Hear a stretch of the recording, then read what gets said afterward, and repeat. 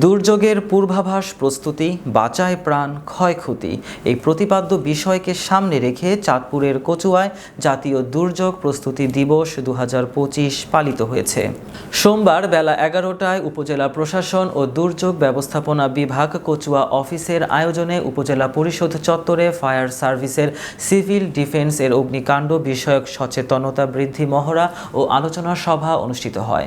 উপজেলা নির্বাহী অফিসার মোহাম্মদ হেলাল চৌধুরীর সভাপতিত্বে ও উপজেলা প্রকল্প বাস্তবায়ন কর্মকর্তা রাকিবুল ইসলামের পরিচালনায় আলোচনায় এ সময় উপস্থিত ছিলেন উপজেলা প্রকৌশলী Abdul Alim Liton, Kachua fire service incharge Mahtab Uddin, Kachua press ক্লাবের সাধারণ সম্পাদক অধ্যাপক এমদাদ উল্লাহ, উপজেলা বিএনপির সদস্য সচিব মঞ্জুর আহমেদ সেলিম সহ বিভিন্ন দপ্তরের কর্মকর্তা কর্মচারী, বিভিন্ন স্কুলের কলেজ শিক্ষক শিক্ষার্থী সহ আরও অনেকে।